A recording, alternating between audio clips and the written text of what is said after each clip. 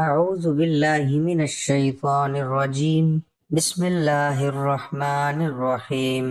محترم بھائیوں اور بہنوں، آج میں آپ کو سورہ رحمان کی آیت نمبر 25 کے بارے میں بتانے جا رہا ہوں۔ اس آیت کو اگر آپ رات کو سونے سے پہلے اپنی انگلیوں پر اس کو پڑھنا شروع کر دیتے ہیں تو آپ کو کیا کیا معجزات دیکھنے کو ملتے ہیں، میں آپ کو آج اس ویڈیو میں بتاؤں گا۔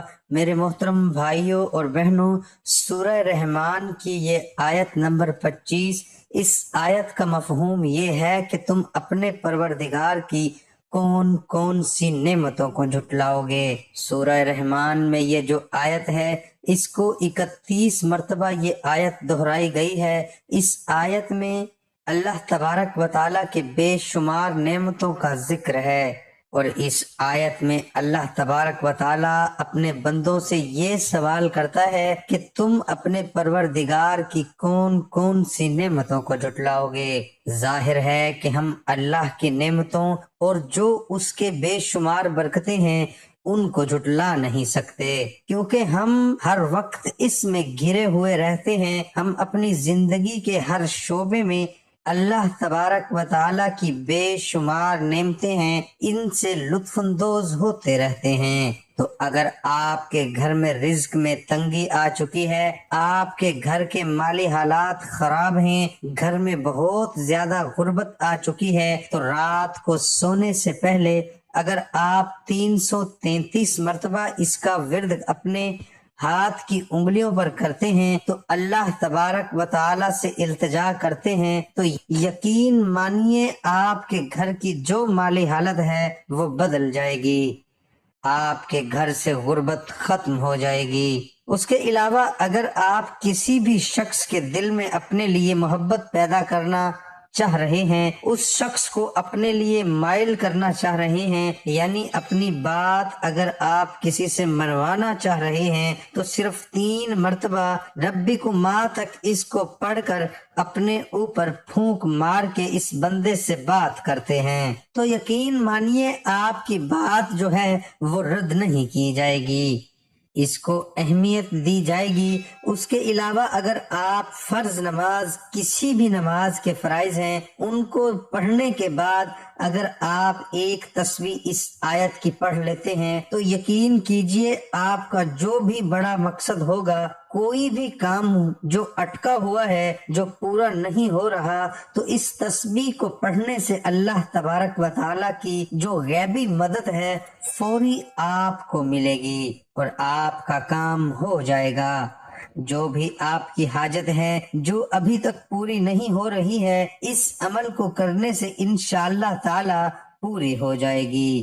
محترم بھائیوں، یہ سورۃ رحمان کی آیت ہے۔ سورہ رحمان کے حوالے سے علی رضی اللہ تعالی عنہ روایت کرتے ہیں کہ نبی پاک صلی اللہ علیہ وآلہ وسلم نے فرمایا کہ ہر چیز کا حسن و جمال ہوتا ہے، اور قرآن مجید کا حسن و جمال سورۃ رحمان ہے۔ سورہ رحمان کی آیت ہے، اس کو اگر آپ اپنی کسی بھی مشکل کے حل کے لیے کثرت کے ساتھ چلتے پھرتے، اٹھتے بیٹھتے پڑھنا شروع کر دیتے ہیں تو یقین کیجئے آپ کی مشکلات دور ہوگی۔ اللہ پاک آپ کی جو بھی حاجتیں ہیں ان کو پورا فرمائیں گے۔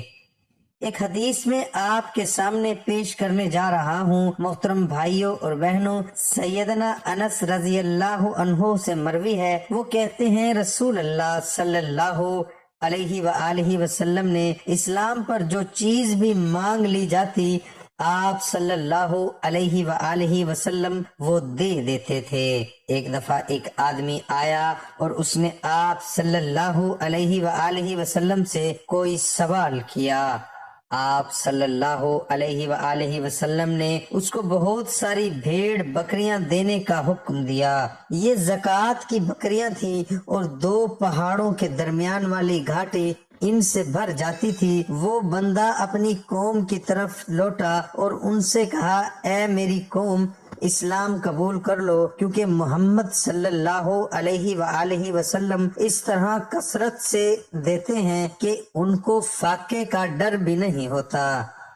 محترم بھائیو، سیدنا انس بن مالک رضی اللہ عنہ سے مروی ہے کہ رسول اللہ صلی اللہ علیہ وآلہ وسلم نے فرمایا، مجھے اس وقت تک لوگوں سے لڑنے کا حکم دیا گیا جب تک وہ یہ اقرار نہ کر لیں کہ اللہ تعالیٰ ہی معبود برحق ہیں اور محمد صلی اللہ علیہ وآلہ وسلم اس کے رسول ہیں۔ جب وہ یہ گواہی دیں گے اور ہمارے قبیلے کی طرف رخ کریں گے اور ہمارا ذبیحہ کھائیں گے اور ہمارے والی نماز پڑھیں گے تو ان کے خون اور مال ہم پر حرام ہو جائیں گے، مگر ان کے حق کے ساتھ، اور ان کو وہی حقوق ہوں گے جو دوسرے مسلمانوں کے ہیں، اور ان پر وہی ذمہ داریاں ہوں گی جو دوسرے مسلمانوں پر ہیں۔ اللہ تعالیٰ سے دعا ہے کہ اللہ تعالیٰ ہم سب کو اس پر عمل کرنے کی توفیق عطا فرمائے۔